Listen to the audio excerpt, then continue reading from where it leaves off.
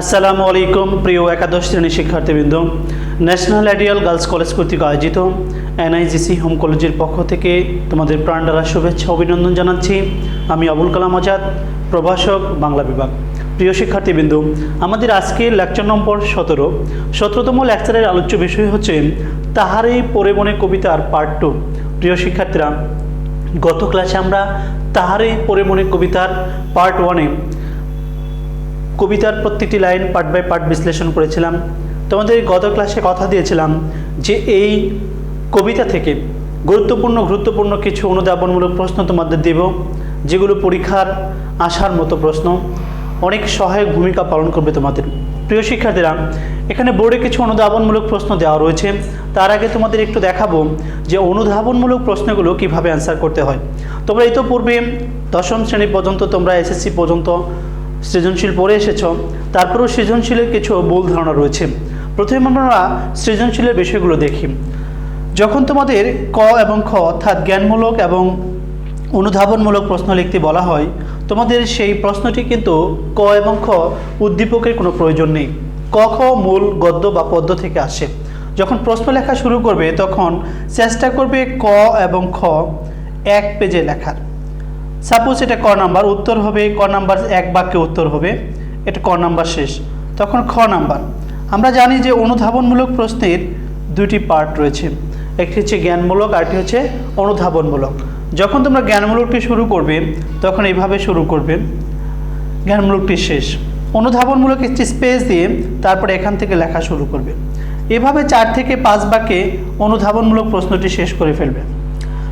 তাহলে আমরা পূর্ণ নম্বর এখান থেকে পেয়ে যাব ইনশাল্লাহ। কেননা তোমাদের যদি একটি সৃজনশীল লেখার সময় যদি ক এবং খ এটা ভালো করে লিখতে পারো, তাহলে এখানে 3 নম্বর পেয়ে যাবে।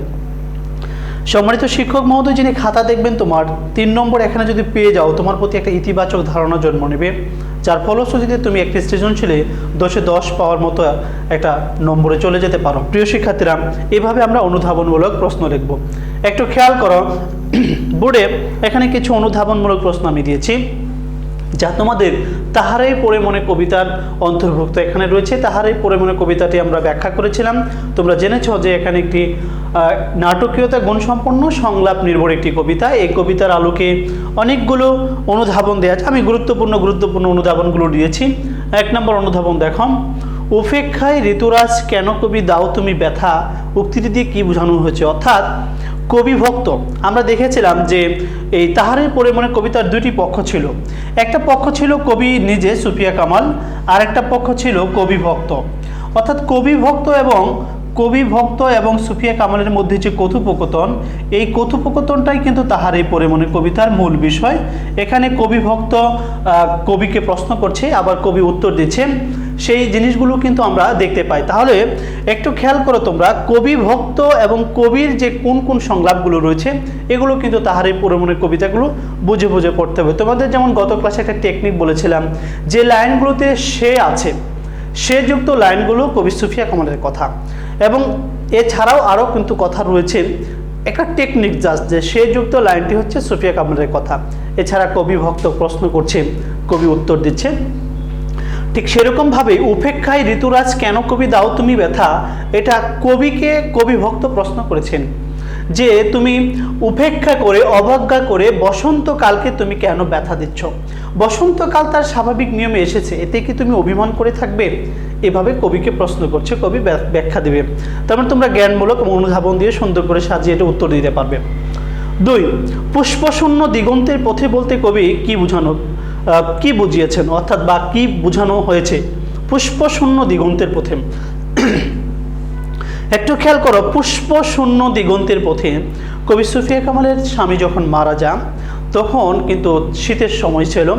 ঠিক এই শীতটাকে কিন্তু তিনি কোনোভাবেই বলতে পারেন না। যখন এর আগে কিন্তু একটি লাইন রয়েছে, গিয়াছে চলিয়া ধীরে পুষ্পশূন্য দিগন্তের পথে, অর্থাৎ যেখানে বিবর্ণ নিষ্প্রাণ প্রান্তরকে কবি বুঝিয়েছেন যে পুষ্পশূন্য। শীতকালে কিন্তু অনেক গাছের পাতা ঝরে যায়, তখন কিন্তু গাছে আর পাতা থাকে না। ঠিক তেমনিভাবে কবির হৃদয় একেবারে শূন্য হয়ে গিয়েছে, রিক্ত হয়ে গিয়েছে। কেননা তার স্বামী নেই, স্বামী পরপারে চলে গিয়েছেন। এই লাইনটি বোঝাতে গিয়েই কিন্তু কবি ব্যবহার করেছেন পুষ্পশূন্য দিগন্তের পথ, অর্থাৎ যেখানে বিবর্ণ এবং নিষ্প্রাণ প্রান্তরকে বুঝিয়েছেন এই লাইনটি দ্বারা। 3, কুহেলি উত্তরি তোলে মাঘের সন্ন্যাসী পংক্তিটি দ্বারা কি বোঝানো হয়েছে? কুহেলি উত্তরি, কুহেলি অর্থ কুয়াশা, উত্তরি অর্থ চাদর। কুয়াশার চাদরে ঢাকা মাঘের সন্ন্যাসী, অর্থাৎ কুয়াশার চাদরে ঢাকা যে শীত, শীত পরিহিত শীতে কোনো জিনিসগুলোকে কবি বলেছেন যে কুহেলি উত্তরি তোলে মাঘের সন্ন্যাসী, অর্থাৎ মাঘের সন্ন্যাসীকে কুয়াশার চাদরে ঢাকা শীত, এটা বলে অভিবাদন করেছেন কবি। কেননা যে মনে হচ্ছে যে কুয়াশার চাদরে ঢেকে আছে মাঘ মাসটা, কেননা তিনি শীতের কথা কোনোভাবেই বলতে চাচ্ছেন না, বারবার তার স্বামীর কথায় মনে পড়ছে শীতের সময়, সেটা তোমরা এভাবে লিখে দিতে পারো। 4, সে ভুলেনি তো এসেছে তো ফাগুন সরিয়া, উক্তিটি তাৎপর্য ব্যাখ্যা করো। সে ভুলেনি তো, অর্থাৎ কবি তার ভক্তকে প্রশ্ন করেছেন যে আমি হয়তো ভুলে গিয়েছি যে ফাল্গুন এসেছে বা বসন্তকাল এসেছে, কিন্তু সে তো ভুলেনি, অর্থাৎ প্রকৃতি তো ভুলেনি, বসন্তকাল তো ঠিকই ফাল্গুন মাসকে স্মরণ করে চলে এসেছে। এটা কবি ভক্তকে কবি এই উত্তরটি দিচ্ছে। সে ভুলেনি তো, অর্থাৎ সে বলতে এখানে বসন্তকালকে, সে ভুলেনি তো এসেছে তো ফাগুন সরিয়া, যে বসন্তকাল তো ভুলেনি, ঠিকই তো ফাগুন মাসকে, ফাগুন মানে ফাল্গুন মাসকে স্মরণ করে ঠিকই সে চলে এসেছে। অর্থাৎ এখানে বোঝানো হয়েছে যে প্রকৃতি কিন্তু তার স্বাভাবিক গতিতে চলে, ব্যক্তি মানুষকে উপেক্ষা করে প্রকৃতি কিন্তু তার যে নিরন্তর চলার গতি সেটা কিন্তু ঠিকইভাবে চলমান থাকে। 5, কোথা তব নবপুষ্প সাজ, উক্তিটি বুঝিয়ে এরকম। এই উক্তিটি করেছেন কবি ভক্ত কবিকে করেছেন। উক্তিটি দ্বারা বোঝানো হয়েছে যে কবি ভক্ত বলছে যে বসন্তকাল এসেছে, কোথায় তোমার নতুন নতুন ফুলে সজ্জিত করবে তা না রেখে তুমি উদাসীন, তুমি উন্মনা। কবি বলেছেন যে কোথায় তোমার নতুন নতুন ফুল যেগুলো তুমি বরণ করে নেবে, অর্থাৎ এই বরণ করা মানে হচ্ছে কবির সাহিত্যকর্মে, কবিতা, গান, এগুলোতে বসন্তকালের যে প্রকৃতির সৌন্দর্য বা প্রাকৃতিক অপরূপ লীলাভূমি, এটা কবির সাহিত্য সাধনায় উপস্থাপন করতে বলছেন কবি ভক্ত। 6, এই কবিতাটি নাটকীয় গুণসম্পন্ন কবিতা বলা হয় কেন? এই কবিতাটিকে নাটকীয় গুণসম্পন্ন কবিতা বলা হয় এই জন্যই যে এই কবিতার মধ্যে কিন্তু অত্যন্ত চমৎকারভাবে একটি জিনিস বোঝাতে গিয়ে অন্য একটি জিনিস কিন্তু বোঝানো হয়েছে। প্রথম দিকে কবিতাটি পড়লে মনে হয় যে এখানে শীতকালকে বোঝানো হয়েছে, যে শীতকাল কবি কোনোভাবেই বলতে পারেন না। আবার দেখা যাচ্ছে যে ফাল্গুন মাস চলে এসেছে, বসন্তকাল চলে এসেছে, বসন্তকালকেও কবি স্মরণ রাখছেন না। এর কারণ হচ্ছে আমাদের পাঠক যারা রয়েছে তাদের কাছে মনে হতে পারে যে কবি হয়তো কোনো একটা ঋতুকে ভালোবেসেছিল বেশি, হয়তো অন্য ঋতুকে পছন্দ করতো না, এরকম মনে হতে পারে। কিন্তু আসলেই প্রকৃত অর্থে লেখক কিন্তু এটা বোঝাতে চাননি।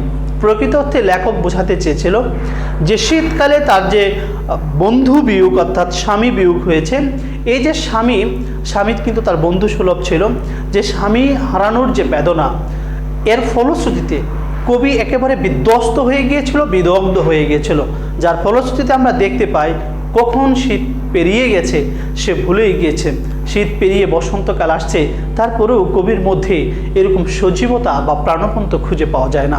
সেই দিক থেকে ব্যাখ্যা বিশ্লেষণ করলে বলা যায় এই কবিতাটিতে সত্যি নাটকীয় গুণ সমৃদ্ধ রয়েছে। তারপরে খেয়াল করো, বসন্তের প্রতি কেন এই তীব্র বিমুখতা? কবি ভক্তির এমন প্রশ্নের কারণ ব্যাখ্যা করো।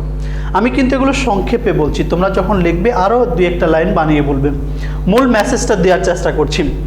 বসন্তের প্রতি কেন এই তীব্র বিমুখতা, অর্থাৎ কবিতার শেষ পর্যায়ে কবি ভক্ত কবিকে প্রশ্ন করছেন যে আপনার এই বসন্তের প্রতি কেন আপনি তো উদাসীন, আপনার কেন তো বিমুখতা, এর কারণটা কি, কারণটা জানতে চাচ্ছেন। কিন্তু তখন কিন্তু কবি ব্যাখ্যা দিয়েছেন, কই আমি তো বসন্তের প্রতি বিমুখতা না, বসন্তকালে কি গাছের শাখায় ফুল ফোটেনি, বসন্তকালে কি প্রকৃতির সৌন্দর্য দেখা যায়নি, সবই দেখা দিয়েছে। তখন কবি বলছেন আমি আমার সাহিত্য সাধনায় এগুলো না নিয়ে আসলেও প্রকৃতি কিন্তু তার স্বাভাবিক গতিতে ঠিকই চলছে। এটা তার কবি ভক্তকে বোঝানোর চেষ্টা করছেন। বসন্ত এলেও কবির মনে শীতের রিক্ততা কেন? শীতের রিক্ততা থাকাটা স্বাভাবিক, কেননা তার স্বামীর বিয়োগ ঘটেছিল, অর্থাৎ স্বামীকে হারিয়েছিল, এই জন্য শীতের রিক্ততা তার কাটেনি। কবি ভক্ত কেন মনে করেছে কবি অভিমান করেছেন? কবি অভিমান করেছেন এটা স্পষ্টই বোঝা যায় যে কবি বসন্তকালে ইতোপূর্বে যত বসন্তকাল এসেছে প্রতিটি বসন্তকালে সাদর সম্ভাষণ দিয়ে কবি গ্রহণ করেছেন এবং তার সাহিত্য সাধনায় বন্দনা হিসেবে প্রকৃতির যে সৌন্দর্য বসন্তকালে সেগুলো সুন্দরভাবে উপস্থাপন করেছেন। কিন্তু কবি ভক্ত কবির সাথে যখন কথোপকথন করতেছিল ঠিক সেই সময় দেখা যাচ্ছে কবি আনমনা এবং উন্মনা, এই উদাসীন ভাব দেখে কবি মনে করেছেন কবি হয়তো কোনো অভিমান করেছেন। 10, বাতাবি নেবুর ফুল ফুটেছে কি আমের মুকুল, উদ্ধৃত অংশটি ব্যাখ্যা করো। অর্থাৎ এখানে কবি যে উদাসীন ছিল, কবি যে তার কাছের মানুষকে হারিয়ে একেবারে ব্যর্থতায় পর্যবসিত হয়েছিল, সুখে মুহ্যমান এই অবস্থায় কবি তার ভক্তকে জিজ্ঞাসা করেছে যে বাতাবি লেবুর ফুল ফুটেছে কি, বাতাবি লেবু মানে হচ্ছে লেবু, যে বাতাবি লেবুর ফুল ফুটেছে কি, আমের মুকুল ফুটেছে। অর্থাৎ বসন্তকাল যখন আসে তখন দক্ষিণা দুয়ার দিয়ে বাতাস আসে, বাতাবি লেবুর ফুল ফুটে বা আমের মুকুলগুলো আসে, এগুলোর গন্ধে বাতাস খুব আবেগ আপ্লুত হয়, আকুল হয়ে যা, এই জিনিসগুলো কবি ভক্তর মাধ্যমে জানতে চাচ্ছেন। এই কথাটাই এটা ব্যাখ্যা করবে। 11, কবি রিক্ত হস্তে বেদনার সম্ভাষণ করেছেন কেন, ব্যাখ্যা করো। কবি রিক্ত হস্তে বেদনার সম্ভাষণ করেছেন এই জন্যই যে কবি যখন তার স্বামীকে হারিয়ে ফেলে, অর্থাৎ স্বামী যখন মারা যায় তখন কবির কাছে শূন্য এবং রিক্ত মনে হচ্ছে যে আমার সব কিছু থেকেও কিছুই নেই, একেবারে অন্তঃসার শূন্য হয়েছে। কেননা 1932 সালে সৈয়দ নেহাল হোসেন অর্থাৎ কবির স্বামী যখন মারা যায় কবি মানসিক দিক থেকে এতটাই বিপর্যস্ত এবং ভেঙে পড়েছিল, মনে হচ্ছে তার সব কিছু থেকেও কিছুই নেই, যার ফলশ্রুতিতে কবি নিজেকে রিক্ত বা শূন্যতায় অনুভব করেছেন। 12, বসন্ত বন্ধনা তবে কণ্ঠ শুনি এমন মিনতি কবির কাছে কেন মিনতি করা হয়েছে। কবি ভক্ত কবিকে এই মিনতি এই জন্যই করেছেন যে কবি যাতে কোনো প্রকার অভিমান বা সুখে মুহ্যমান না থেকে বসন্তকালের যে প্রাকৃতিক সৌন্দর্যের যে লীলাভূমি, প্রাকৃতিক সৌন্দর্যের যে অপরূপ দৃশ্য, সেই জিনিসগুলো যাতে তার সাহিত্য সাধনায় সুন্দরভাবে উপস্থাপন করে, এই জন্য তিনি রিকোয়েস্ট করেছেন, অনুনয় করেছেন, মিনতি কামনা করেছেন যে হে কবি, আপনি অভিমান বা সুখে মুহ্যমান না থেকে আপনি আপনার কবিতা বা গানে বসন্তের যে বসন্তকালের যে দৃশ্য, বসন্তকালের যে প্রাকৃতিক সৌন্দর্য, এগুলো সুন্দরভাবে উপস্থাপন করুন, এটা মিনতি করেছিলেন কবি ভক্ত।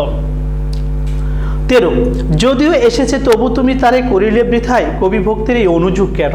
অর্থাৎ যদিও এসেছে মানে বসন্তকাল, এই যে কবি অভিমান করেছিল যে আমাকে তো জানায়নি, তো আমি তো জানি না, প্রকৃতি তো ঠিকই বসন্তকাল তো ফাল্গুনকে স্মরণ করে ঠিকই চলে এসেছে, এই যে কবির একটা অভিমান ছিল, এই চাপা অভিমান থেকে কবি ভক্ত মুক্ত করার জন্য কবিকে জিজ্ঞাসা করছেন যে যাই হোক, যেভাবেই হোক, যেভাবে এসেছে, কিন্তু তারপরেও আপনি অভিমান করবেন না, আপনি সেগুলোকে ভুলে গিয়ে আপনি আপনার সাহিত্য সাধনায় এই বিষয়গুলো উপস্থাপন করুন।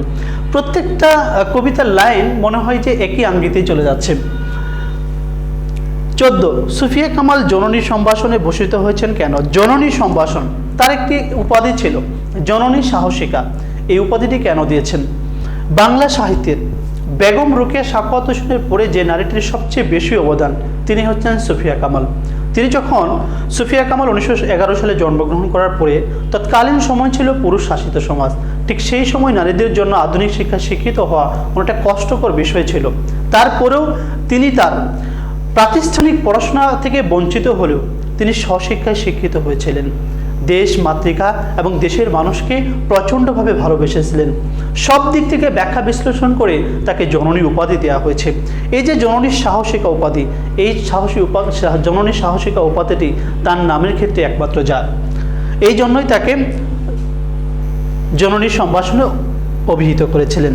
15, হে কবি নীরব কেন। কবিতার শুরুর দিকে আমরা দেখতে পাই, প্রথম যখন কবিতাটি শুরু হয়, হে কবি নীরব কেন, ফাগুন যে এসেছে ধরাই, এভাবে একটি প্রশ্ন করে কবি ভক্ত। কবি কোন কারণে নীরব সহজেই বোঝা যাচ্ছে, তার স্বামী মারা গিয়েছে, এই জন্য কবির নিথর নিস্তব্ধ হয়ে গেছে, কোনো কিছুই যেন ভালোভাবে প্রকাশ করতে পারছে না, সব সময় আনমনা থাকে, এলোমেলো চুলে বসে থাকে, সাহিত্য সাধনায় আত্মনিয়োগ করতে পারছে না। তখন এই দৃশ্যগুলো দেখে কবি ভক্ত তাকে প্রশ্ন করেছেন, হে কবি নীরব কেন। যে ফাগুন এসেছে ধরায়, অর্থাৎ ফাল্গুন মাস চলে এসেছে এই পৃথিবীতে। আপনি কি টের পাননি? কেননা বসন্তকালকে সবাই সাদর সম্ভাষণ দিয়ে গ্রহণ করি। বসন্তকালের যে প্রকৃতির সৌন্দর্য, ফুল ফুটে ওঠে, এত সুন্দর ঋতু আর বাংলাদেশে কিন্তু খুঁজে পাওয়া যায় না। এই জন্য কবি ভক্ত কবিকে এই কথাটি বলেছেন। 16, অর্ঘ্য বিরোচন বলতে কি বোঝানো হয়েছে?